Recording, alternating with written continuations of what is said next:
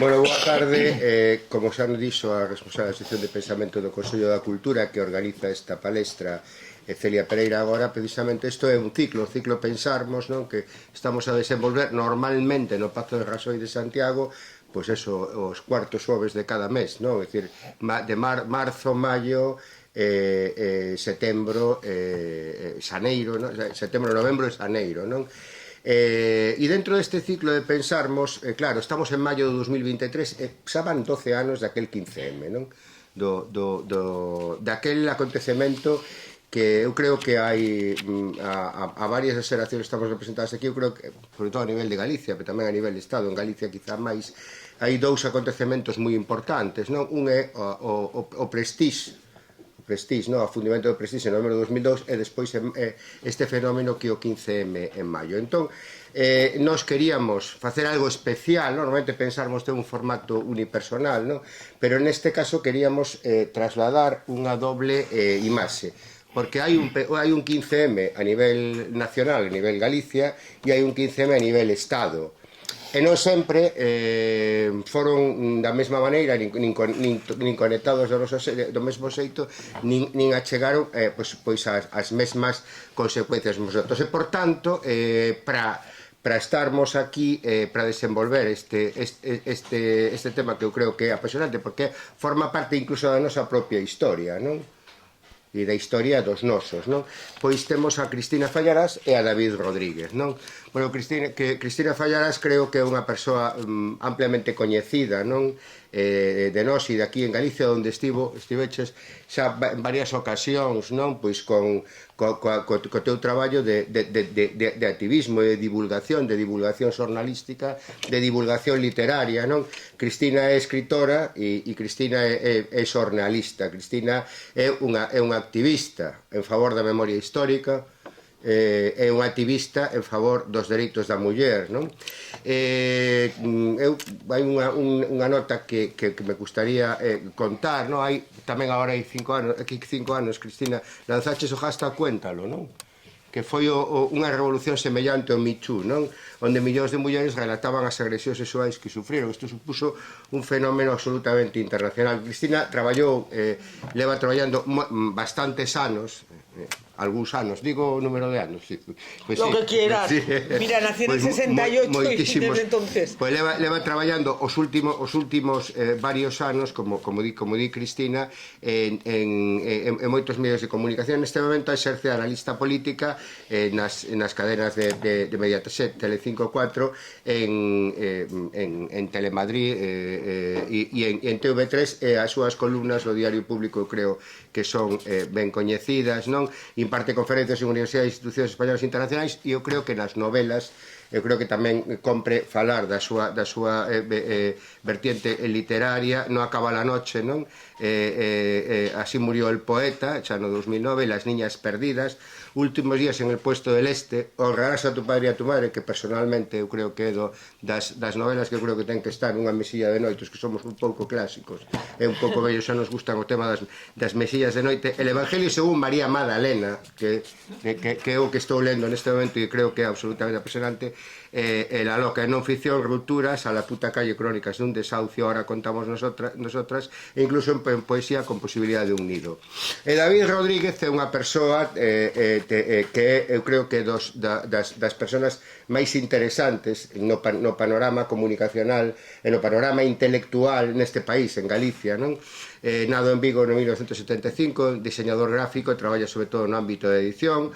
Publicou teatro radiofónico, O Bambán, O non me esquecerei de ti, poesía, Lapidarias, Os versos escuros, ensayo, O canastos en tornas ratos, Resistencia popular na era do capitalismo sen democracia, Unha gallada galega, e literatura infantil e juvenil, Superaboa, non? Gañou a 26 edición do Premio Vicente Risco de Ciencias Sociais co seu ensayo Liberdades Antigas, Tempos Modernos, o republicanismo de Castelao. Mantén un blog que é unha maravilla, que é dos meus blogs de referencia, que xa cando parece que os blogs xa están un pouco xa, que pertencen a algún rapaz que nos coita, dice, este está na prehistoria, non? Bueno, pois sigue sendo un blog absolutamente un lugar de reflexión, non? Sobre o público, sobre a praza pública fundamental, que é o blog O Funambulista Coso, non? en coautoría con Suso Martínez publicou Marxes, Guía Ilustrada do Vigo Rebelde, que en todo caso xa é absolutamente unha declaración de intencións. Participou en diversos ensaios colectivos e colaborou en numerosos medios de comunicación galegos estatais. Teño a honra de partillar con el o padroado na Fundación Luces, de partillar tamén colaboración no xornal Nos Diario, tamén está no padroado da Fundación Galiza Sempre. Eu creo que David Rodríguez non solamente é un creador, é unha persona dunha comunicación moderna, dunha reinvención do que é a comunicación, pero ademais tamén é un intelectual no sentido intelectual que inclúe unha cuestión que para min que é fundamental, que é o activismo ou a reflexión unida á acción na realidade que lle circunda. E estes son as dúas persoas que temos hoxe. Entón, vamos intentar que isto sexa lixeiro, porque son as 6:00 da tarde, eu creo que todos levamos varias horas de día, non? Ademais, vai unha pouca calor. Na Coruña tamén de vez en cando temos bons días, non solamente bueno, estes de Vigo son sempre, pero entón creo que os bloques, se vos parece, que podíamos en principio, vámoslo dividir en 3 bloques, que o que podemos é que ter un pouco por esta orde, se queres, o mellor no primeiro bloque comezas ti, Cristina, e sigue David, no segundo bloque facémoslo ao revés, e no terceiro bloque volvemos ao principio. O primeiro bloque que vos quería que pensarades e que reflexionarades sobre, a nivel xeral, e isto que inclúe evidentemente a nosa vida, o noso país Galicia, o Estado español, non sei se hai repercusións, porque isto sí que hai conexións tamén no 15M con fenómenos que pasaron en Portugal e pasaron noutros estados, non? Que eu creo que pouco se escribe a nivel Estado isto, porque probablemente en Madrid é un pouco de autismo en algunhas cuestións, ou un pouco de pouca reflexión sobre o que pasa en Europa, o mesmo que non se ve o que pasa na periferia, non se ve o que pasa en Europa. Pero bueno, ao final, a nivel xeral, que significou, Cristina e David, sociolóxica, política e comunicacionalmente o 15M? Cristina. Moitas grazas. Boa tarde. Lamento no comunicarme, no hablar en gallego, hablar en castellano. Ya me gustaría, la próxima vez que venga voy a intentarlo, pero me da una vergüenza horrorosa. Ya lo lamento. Agradezco la invitación y agradezco sobre todo que me hayáis invitado a pensar. Es una cosa que, pues quizás es gallega, porque a mí no me habían invitado jamás a pensar en ningún sitio y es de lo más sugerente que me han propuesto. Yo voy a hablar, yo soy experta en comunicación y voy a hablar de por qué el 15M no puede desligarse de lo comunicacional. Es decir, por qué lo que ha trascendido del 15M y cómo nos ha transformado tiene que ver en cómo se transformó la comunicación y cómo se transformó nuestra forma de informarnos, de comunicarnos entre nosotros y de comunicarnos con el resto. O sea, en pequeños grupos, lo que podríamos llamar un chat de WhatsApp, por ejemplo, que es una red de comunicación, o en grandes grupos, lo que podríamos llamar redes sociales. Fijaos una cosa, en el 70 y no me atrevo a decir cuándo, quizás en los 80, quizás en los 90, aparece en España la democracia. Aparece en España la democracia, decidimos que ha sucedido una transición hacia la democracia y que ha habido una democracia modélica. Oye, hay muchos medios de comunicación, ¿verdad? Está sobre todo el grupo Prisa, de izquierdas decían, el grupo Correo, Vocento, bueno, están los grupos comunicacionales que después se añaden las televisiones privadas. Pero 2017, vamos a decir que 2017 fue un año que nos salió un poco húmedo, ¿verdad? De esos años que te salen húmedos y planta te sale una seta en el jardín. Hostia, nos salió una seta que se llamaba fosas comunes. Tú, después de 40 y tantos años de democracia, nos sale una seta y nos enteramos que hay fosas comunes en España. Y nos sale otra seta y nos enteramos que el rey es corrupto. Después de 43 años de democracia. Nos sale otra seta y nos enteramos de que existe un movimiento republicano. Nos sale otra seta y nos enteramos de que los curas violan. ¡Tup! Nos sale otra seta y nos enteramos de que a las mujeres nos dan candela. Y que además no tenemos derechos ni laborales, ni reproductivos, etc. ¡Tup! Nos sale otra seta y nos enteramos del Pazo de Meirás, del Valle de los Caídos. ¿Qué pasa? Que en 42 años de democracia todo eso no había existido. ¿Por qué tienen que pasar 42 años de democracia para que el rey robe, que robaba desde el principio y además venía de Franco? Que es una continuación, un continuum de la dictadura. ¿Por qué tienen que pasar esos años para saber que existen más de 114.000 personas censadas, desaparecidas en este país? Porque tiene que pasar ese tiempo para que nos enteremos que el Estado español pone flores frescas cada día a cargo de nuestro dinero a un dictador. ¿Por qué no se había dicho antes? Porque existe un monopolio de la agenda informativa. Porque nadie va a tocar lo que se nos cuenta. Eso es lo que llamábamos medios de comunicación de masas hasta entonces. Y es cierto, no se nos contó. ¿Qué pasa ese año tan húmedo? Que aparece un nuevo modelo de comunicación de masas, que son las redes sociales. Estés o no estés en las redes sociales tienen una diferencia sustancial con el resto de los medios de comunicación. De repente, se puede intervenir en la comunicación sin invertir capital. Porque los republicanos y las republicanas en general no habían manejado mucho capital, ¿verdad? Y las mujeres también históricamente no habíamos manejado mucho capital, ¿verdad? Y no te digo nada, la gente, los vasallos y las vasallas.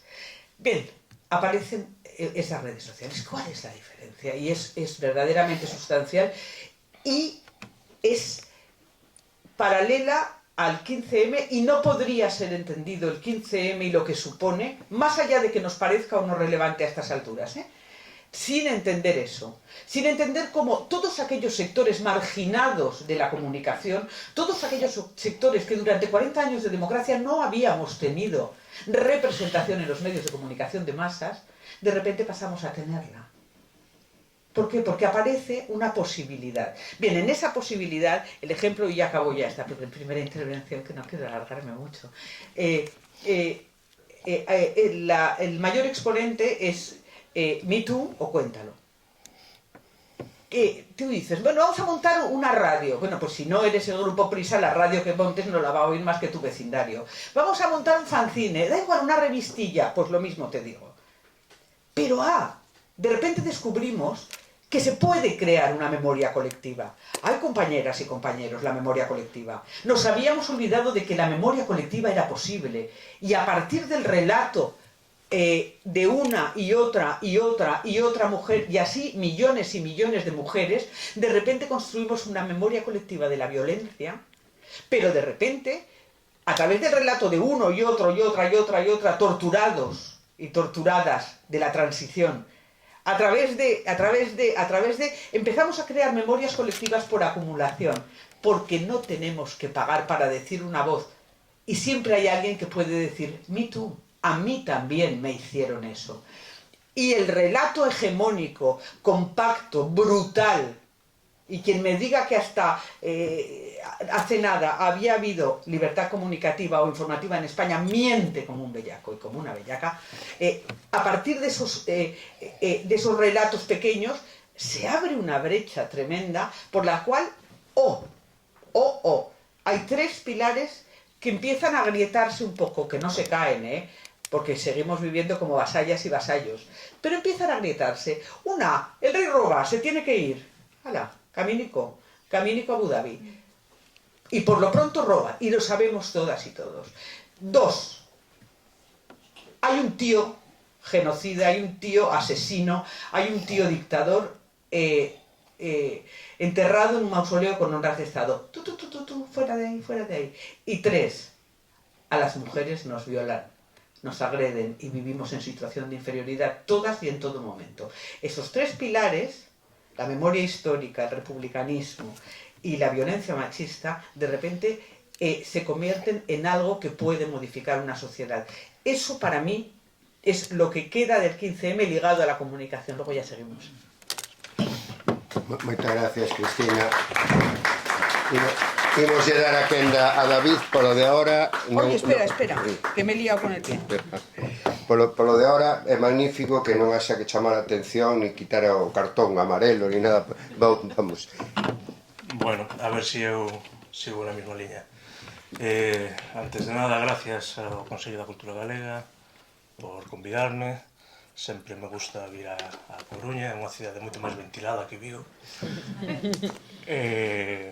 Gracias a Joan Antón, gracias a Celia, a Cristina e a todos vos. Unha caracterización xeral do 15M, de onde aparece o 15M. Eu creo que o 15M, ao final, male a apariencia novidosa, o que nos estaba dicindo é que aquel home que quedara desterrado como un cambello, que él mismo decía sobre Hegel, Carlos Marx, tiña razón.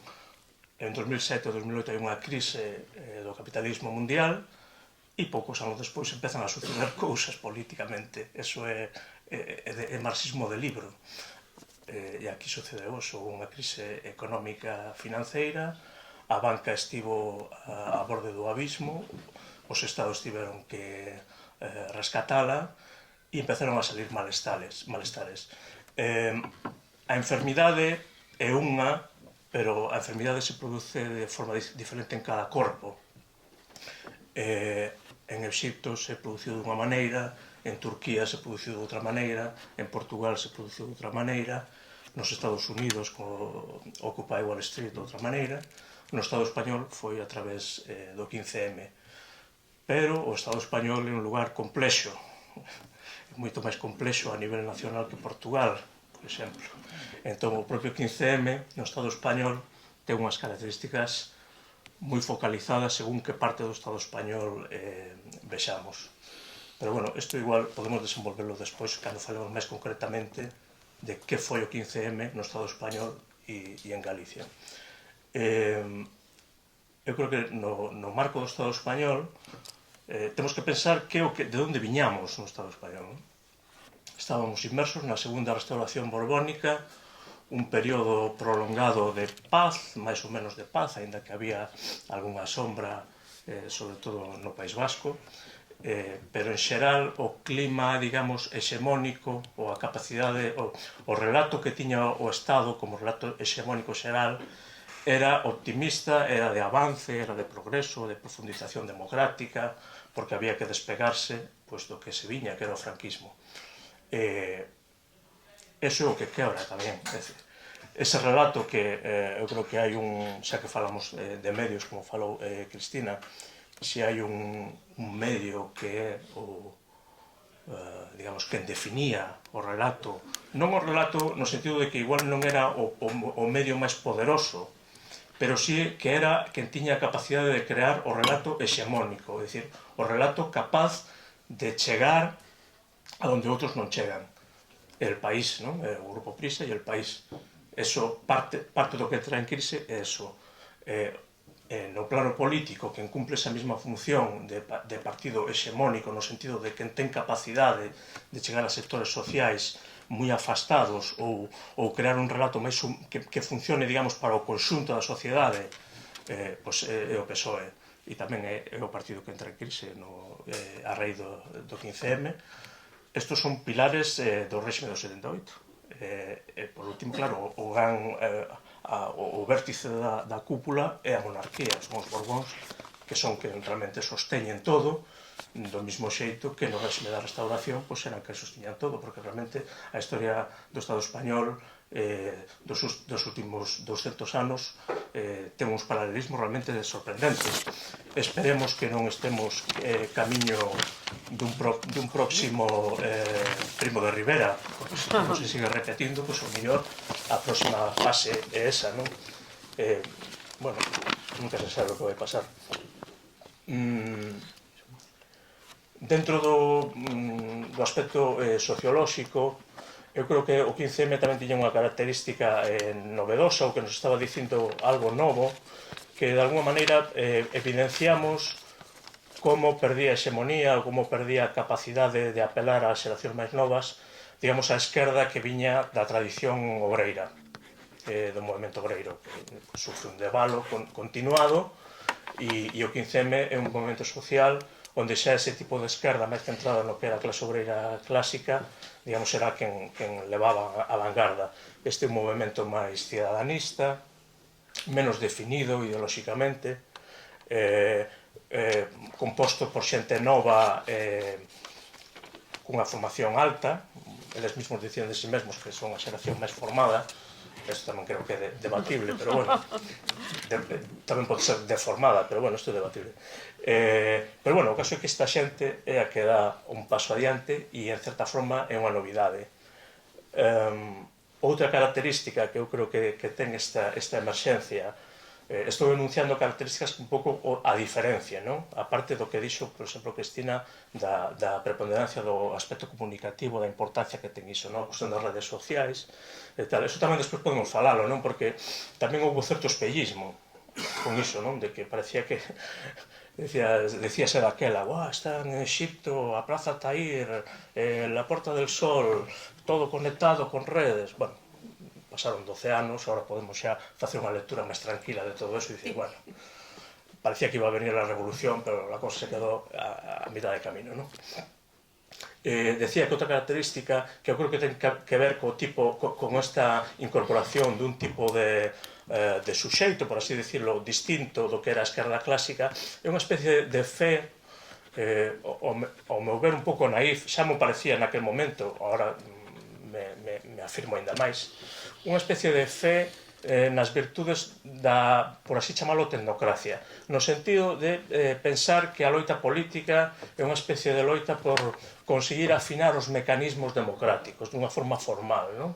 Entón existía moitos mecanismos de participación, de listas abertas, de circunscripción única, toda unha serie de medidas que eu chamaría tecnocráticas, e unha especie de visión utópica de todo iso que eu creo que tamén estaba moi ligado ao tipo de camadas que estaban detrás, ou que levaban a voz cantante aí detrás. E que máis? Bueno, sí, e por último, claro, outro dos fenómenos que eu creo que eso aquí o percibimos, porque do mesmo xeito que, digamos, esta esquerda máis clásica, máis ligada ao movimento obreiro, estaba un pouco dicindo que está pasando aquí. Claro, aquí quen cumpliu ese papel foi o nacionalismo galego, porque tamén este fenómeno aquí tiña unha cousa engadida, que era unha certa desgaleguización do movimento, algo que aquí tamén nos colleu un pouco dicindo que está pasando aquí, algo se nos está movendo, aquí hai unha nova xente que xa non ten referentes da terra, sino que está moi conectada o que está pasando en Madrid, o que está pasando non sei que. Bueno, eu creo que se foron algunhas das novedades que eu salientaría así a nivel xeral. Pois moi ben, porque estábamos co segundo bloque, e o segundo bloque precisamente eu creo que xa de alguma maneira pois o introduciu un pouco,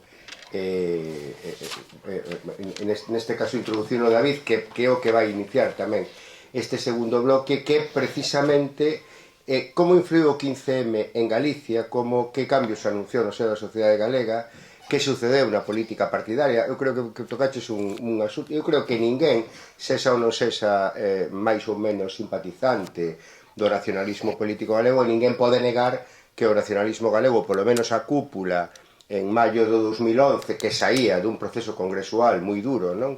Na primavera do 2009, pero creo que non lle ten que proer a ninguén decir que realmente que a dirección nacionalista naquele momento non soubo ler, non leu esta cuestión que era o 15M. Pero tamén o bloque, que cambio supuso, digo, o segundo bloque de contidos, que cambio supuso o 15M no Estado español. Unha cuestión me ides permitir que se me esqueceu antes. Bueno, moitísimas gracias á Asociación de Amigos dos Museos e nomeadamente o seu presidente Felipe Senén, que nos cedeu este magnífico local, Portas Árgaras. David, se nos podes ilustrar entón. Bueno, pois sí, un pouco que o fío que dicía, non?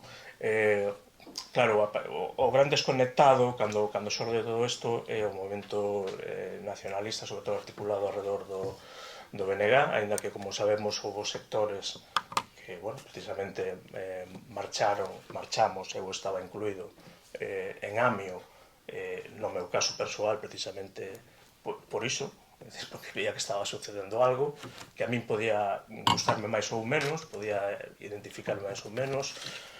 Como acabo de decir, había cosas que me parecían totalmente naif e outras incluso me parecían totalmente disparatadas do que eu miraba pues, nas prazas en Vigo e tal. Bueno, pero que había que estar aí porque era a nosa sociedade, ¿no? E era un fenómeno que se estaba dando nas cidades galegas, eso quere dicir onde vive o 70% da poboación galega, e con xente moi nova, ya que o que se percibía era que o nacionalismo estaba descolgado de toda esa xente. E entón, pues, a mí me parecía nese momento pues, que había que facer algo. A lectura a 12 anos vista que se pode facer é moito máis complexa que a que se veu facendo mellor. Eu creo que houve acertos e houve erros moitísimos e agora tamén diría que é o que permite ter un punto de vista máis amplo dentro do BNG e da xente que nese momento non entendeu igual o que estaba pasando. Eu creo que ao final tamén houve acertos e houve erros, como todo.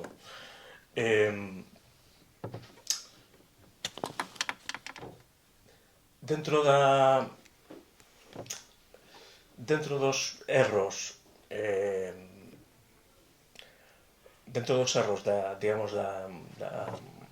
da xente que entendeu o que intentou ler o que estaba pasando aí co 15M, foi, por unha banda, confiar demasiado na figura do líder carismático, por así decirlo, unha cousa moi desde arriba, de intentar un pouco pastorear desde arriba, pero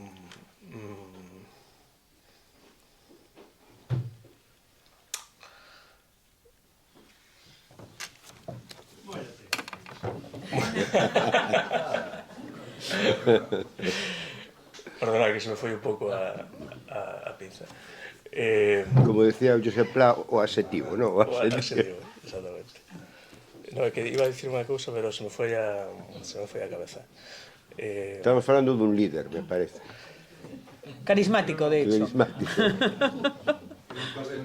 Está falando, sí.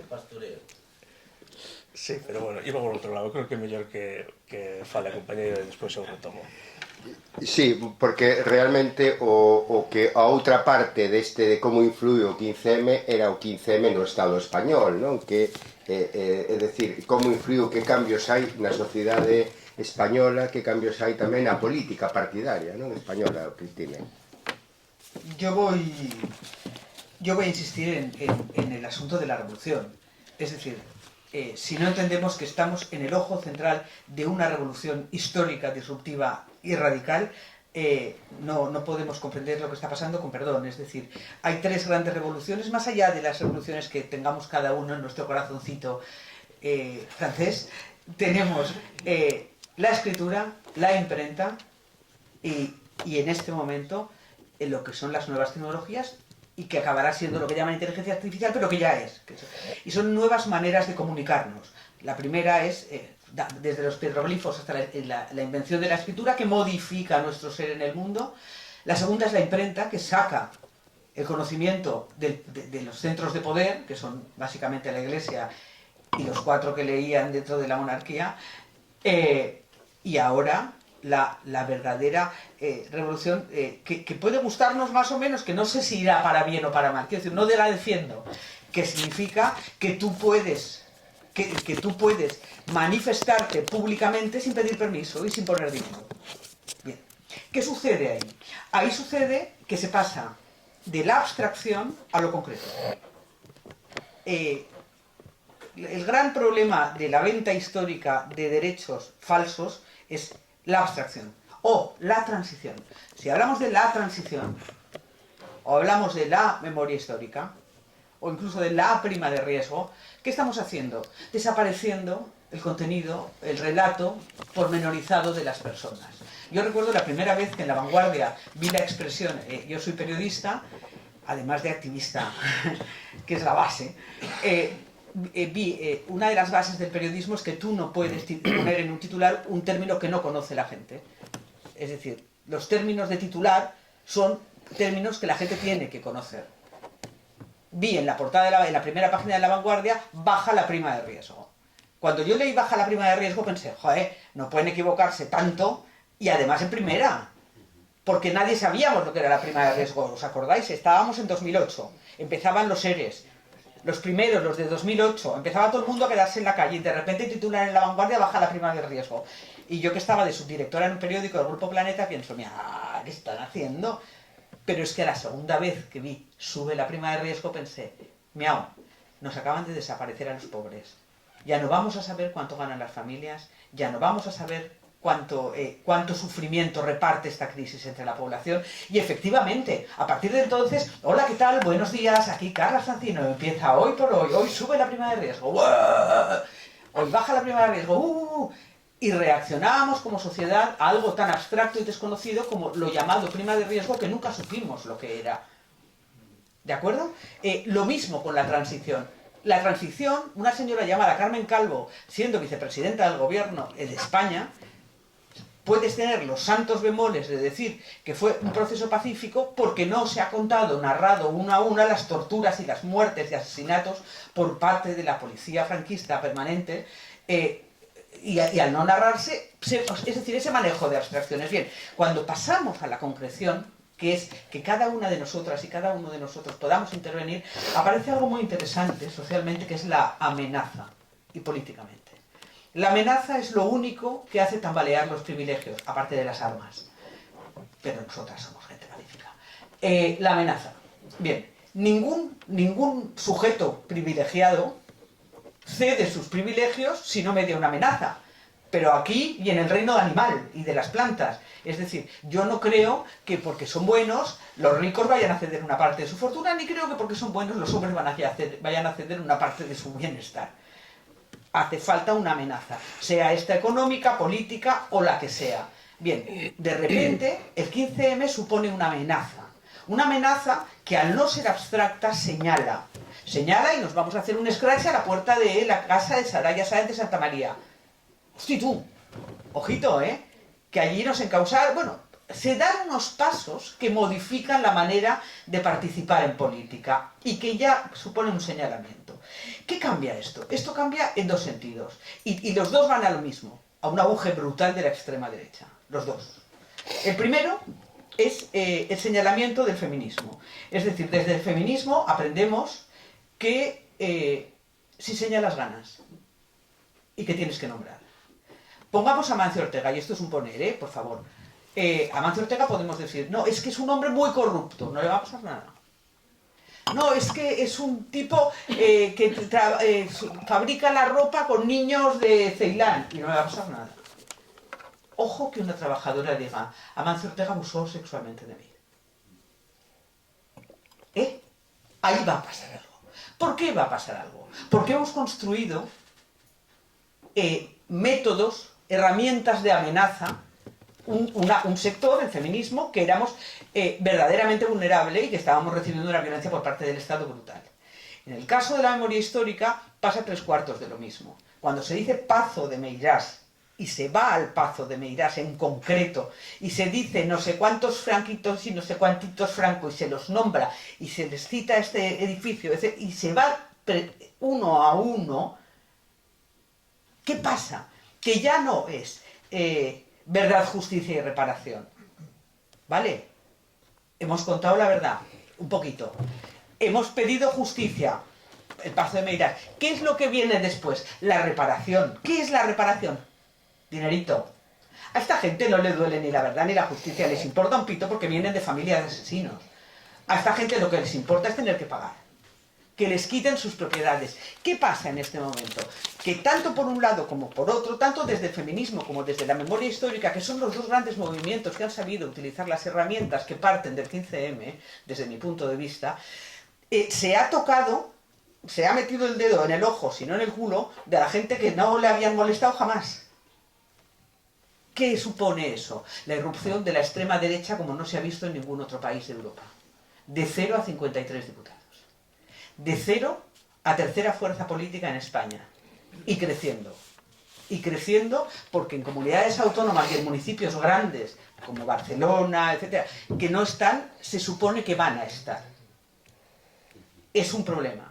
Eso modifica radicalmente, por un lado, por el lado de la víctima y por el lado del victimario, por decirlo en términos poco históricos, modifica la situación política de España, y hay que saber cómo moverse, porque quien está ahí efectivamente es un PSOE en crisis, que no está sabiendo dónde colocarse, y un Podemos en crisis también, que está viendo que una estrategia que en teoría era de calle, al pasar a las instituciones se le mueve.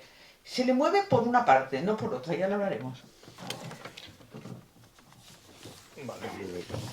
Si vos parece, xa casi podemos entrar no terceiro bloque, porque o terceiro bloque sería a crise do réxime de restauración, que queda do 15M 12 anos despois, pero entón, como deixou David abertas, eu creo que podemos fusionar nesta derradeira parte do debate, do diálogo, e xa pasamos ao debate, si temos 45, 50 minutos ou 40 e tantos para o debate, pero así seguíamos no debate dos efectos, que efectos hai, pero podemos pasar aos efectos actuais, non?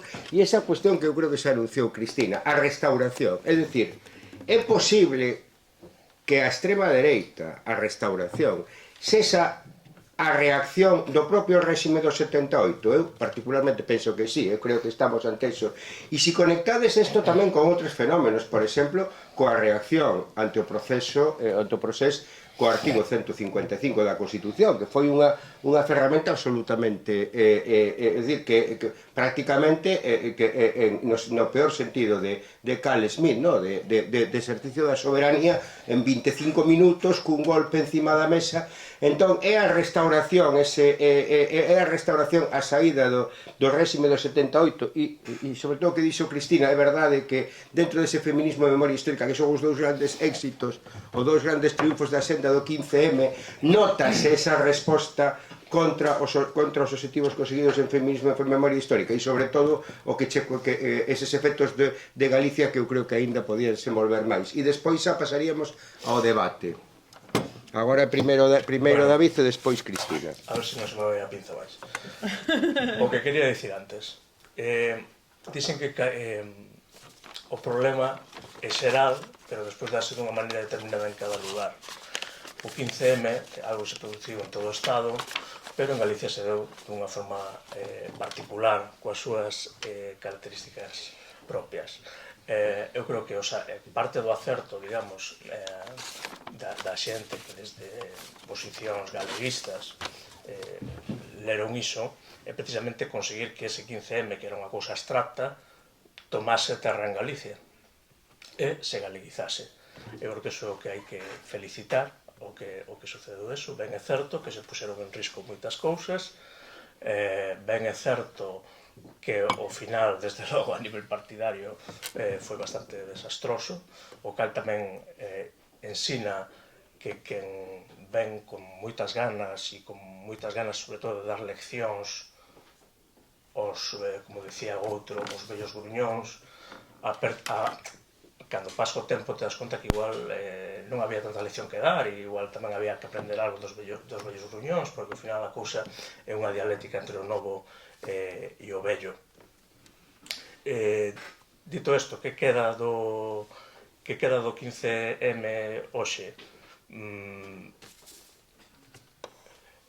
Eu creo que non está aínda a restauración concluída, porque eu creo que algo que deixou o 15M, que aínda está vivo, digamos, aínda non foi totalmente anulado, é introducir un mapa político no Estado español máis parecido neste sentido a maioría dos países de Europa, que son mapas moito máis plurais, con máis partidos. No Estado español hai moi pouca cultura de pacto, elévase moi mal esa pluralidade. Aquí se estaba acostumbrado a un bipartidismo imperfecto, pero con uns tantos por cen moi elevados de cada partido. E o que introduce é eso, que o que escoitamos nos medios, que medo ten, digamos, os que mandan aquí o corral este, que sempre están acostumbrados a que a política este moi acotada, non? Isto que se puxo en boga tamén na época do 15M, que se falaba da cultura da transición como unha forma cultura sempre intentando anular a política, non? Unha cultura sempre de acotar o campo do posible. A entrada de novas forzas obriga a chegar a acordos e a veces pasarse un pouquiño do que se supón que era o posible. Os medios ahora, sobre todo os de dereitas, seguida cada certo tempo se escoitades, veñen co tema da gobernabilidade, non? Está en risco a gobernabilidade. Eu creo que a restauración, non se poderá falar de restauración hasta que ese mapa non este simplificado como realmente quen manda quere, que é unha simplificación absoluta, que son os dos grandes partidos, neso están traballando agora mismo, hai movimentos políticos agora que son evidentemente o que teñen o motivo de que se estén potenciando é para romper esas outras alternativas e propiciar que haxa de novo unha concentración de voto nos dous grandes partidos. Hai outra pedra no zapato, eu creo que é a gran pedra no zapato, é que eu creo que realmente a 12 anos vista eu diría que en paralelo ao 15M outros dos fenómenos que se deu no Estado español e que tamén ten que ver co feito en como se concretiza a enfermidade en cada sitio é o proceso catalán e Cataluña é a gran pedra no zapato para a restauración. É dicir, eu creo que hoxe en día podemos facer lecturas todo optimistas que queiramos do 15M. O 15M introduciu cosas positivas, eu non vou dicir que non, pero a golpe de 2023 Cataluña segue sendo a pedra no zapato para a pacificación do Estado español. Para a pacificación me refiro para que haxa pax, ¿no? Pax romana, para que o sistema se reproduza a sí mesmo sen grandes problemas, ¿no? E Cataluña está lonxe de ter unha forza que xogue o papel que xogaba a antigua Convergencia, que era ese resorte que tiña o bipartidismo cando o PNV para estabilizar. Mentre non estabilicen eso, creo que non se pode falar de restauración. Por lo tanto, en certa forma, por usar os termos da ventana de oportunidade, sigue habendo unha certa ventana de oportunidade no sentido en que non está totalmente, non teñen todo absolutamente controlado. Decías tú, perdón, ella Serma, a cuestión, aproveitame cando son capaz de falar, que despois me nublo. No, temos tempo, vamos moi ben de tempo. Para nublaos. Vimos moi ben de tempo. No, pois, decía que tal e como está a monarquía, eso que demostra que non está estabilizado. É dicir, o estado no que está a monarquía, eso indica que aí está todo abierto, ainda está aberta a cousa, non? E claro, o que temos tamén é un contexto internacional, porque todo é inseparable, incluso o propio 15M era inseparable do contexto internacional e sigue sendo, e o contexto internacional non é de estabilidade, para nada, vamos, está a cousa moi revolta. Entón, nese sentido, eu diría que o espírito, se queremos falar dun espírito de 15M, no que tiña o que a min máis me interesaba do 15M. A mí o que máis me interesou do 15M era aquel eslogan que decía democracia real xa. Porque ese era o núcleo do problema, non? Aí o que están dicindo é que esta democracia é unha democracia tutelada, esta é unha democracia acotada. Foi a democracia que nos deixou Franco, bueno, coa monarquía que nos deixou Franco. Cando eses rapaces dicían democracia real xa, para min estaban dando na diana. E eu creo que eso é o que non temos que deixar de lado. Temos que seguir dicindo, no, democracia real xa. Non somos democráticos porque el índice de Gini... No, democracia real xa. Porque aquí hai un poder judicial que é un escándalo. Hai un poder mediático que é un escándalo. Hai unha concentración de poder en Madrid, na corte, que volvemos aos tempos da restauración, volvemos á corte. Nos aquí, desde a nosa terra, temos a forza que temos, evidentemente a nivel demográfico, pues somos o que somos. Ahora, Cataluña ten forza, e Cataluña é que ten a capacidade de meter o dedo, e nós desde aquí, desde logo, temos que apoialos. Que aquí tamén vou dicir outra cousa, outra cousa do 15M que non o dixe antes, bueno, o dixei que co tema da españolización. No 15M había moitas ideas flotando. Había ideas tamén no 15M, porque me acordo ben, porque escoitaba nas prazas e o vía nos comportamentos, que hoxe vemos coagulados políticamente en Vox. É dicir, había unha versión ás bandeiras nacionais, galega, vasca, catalana, etc., é clarísima. Eso non estaba falando xa dun proceso de recentralización mental que estaba en marcha e que ahora o vemos metendo o acelerador, non? E isto viña a conto porque tamén no 15M había certa catalanofobia.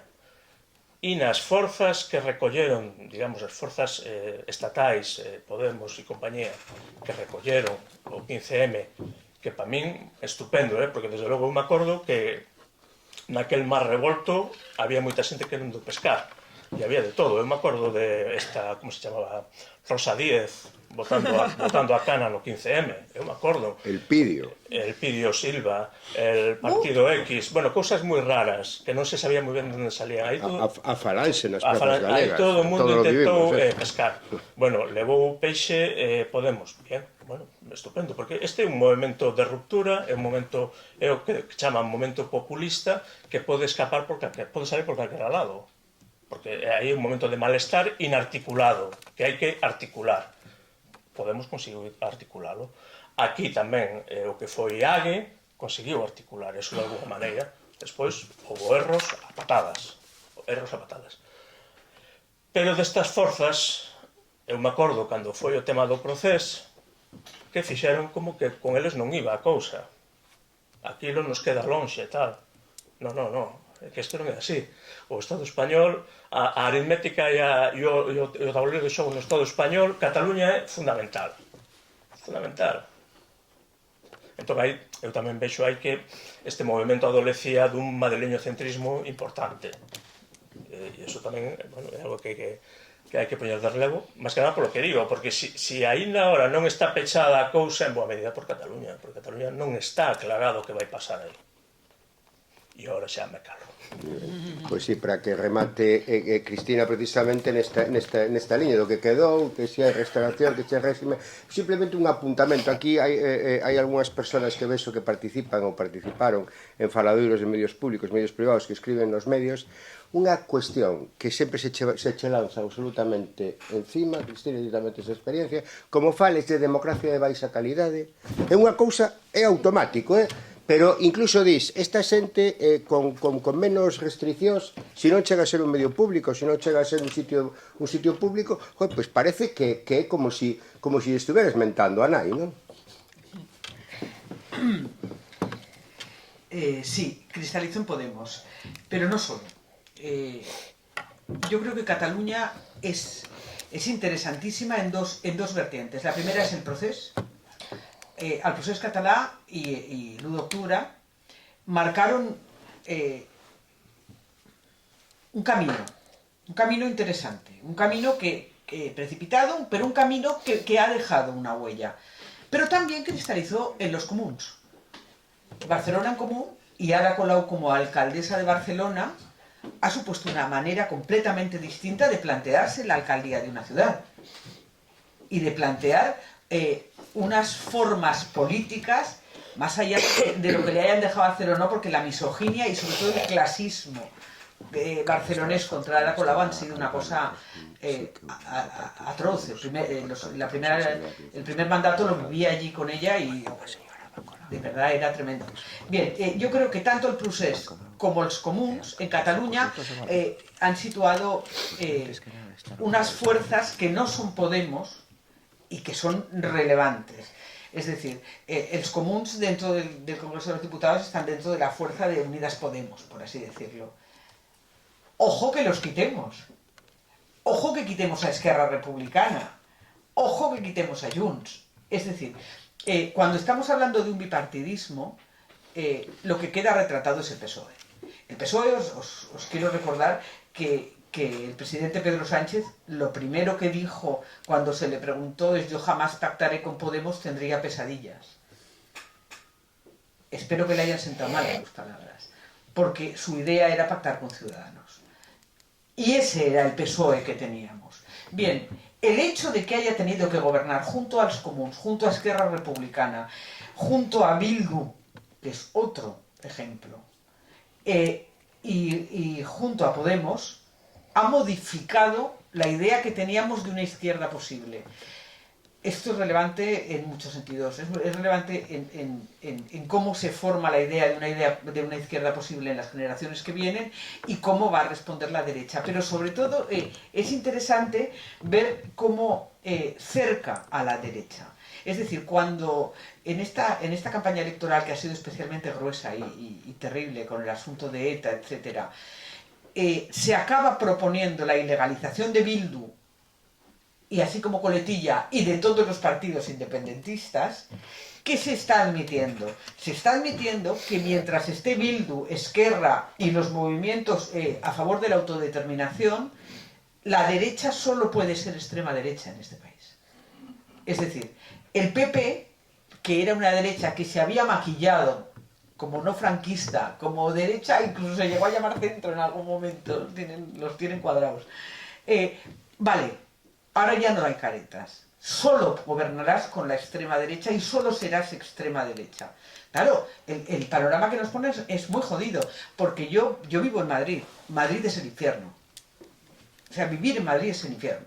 En Madrid se está echando atrás la ley de derechos LGTBI. Es muy difícil, o sea, es feo no tener una ley de derechos LGTBI. Es difícil conseguirla, pero lo que no se ha visto nunca en este país es que se eche atrás. Se está planteando que las clínicas no practiquen el aborto. Se está planteando echar atrás o no aplicar la ley de memoria histórica.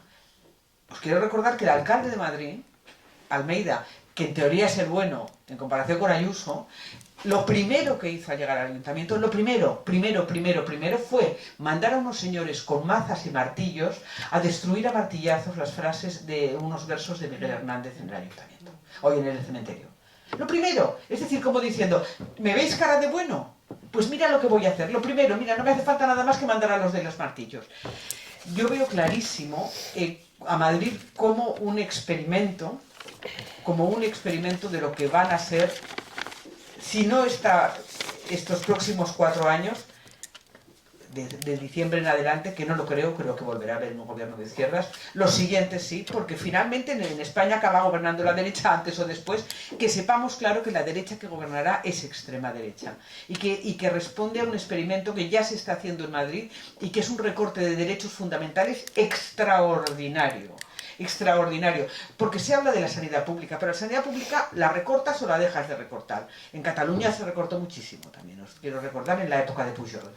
Vale, lo que se está hablando es de echar atrás leyes que protegen a colectivos, leyes de derechos humanos, es decir, echar atrás la ley de derechos LGTBI, echar atrás la ley de memoria histórica, echar atrás la ley del sí es sí y decir que no vas a aplicar la ley de vivienda. Es lo que se va a hacer, es decir, es el laboratorio de lo que se aplicará. Y queda claro cuando vemos, o sea, queda claro a raíz de cómo el 15M modificó el panorama. Hay unas periferias muy interesantes, políticamente diversas en cuanto a la visión más progresista o más de izquierdas. Hay un centro de extrema derecha, hay una centralización radical del Estado, pero consciente de que o es extrema derecha o no gobernará, porque ya es imprescindible la periferia para gobernar. Esquerra, Bildu, incluso quitar a Junts y a PNV, porque acabarán sin ser necesarios si sumar parece que es lo que va a ser. Bueno, las izquierdas periféricas, como las llaman, son imprescindibles. Lo contrario es la extrema derecha. Vale, acabará gobernando la extrema derecha, para que vayamos avisadas. Sí, bueno, pues imos a abrir entón o coloquio e a verdade é que estou encantado porque conseguimos 45 minutos para o coloquio. Si hai un elemento que chama a atención dentro da cuestión da restauración que falabades, non? Que no Estado español, dentro desa restauración ou dentro desa cuestión da extrema dereita, na España de a por ellos, o curioso é como as elites lanzaron esa mensaxe. Recordemos, hai que crear un Podemos de derechas, dixo José Poliu, presidente do Banco de Sabadell. E logo, cando víamos en setembro do 2017, cando marchaban determinados guardias civis de Andalucía e tal, ese tema do país, pero conseguiu, esa restauración consigue mover as elites e mover persoas pertencentes a camadas ou a sectores sociais absolutamente contradictorios coas intereses desas elites. E cal é a clave de bóveda de todo? Monarquía e unidade de España, non?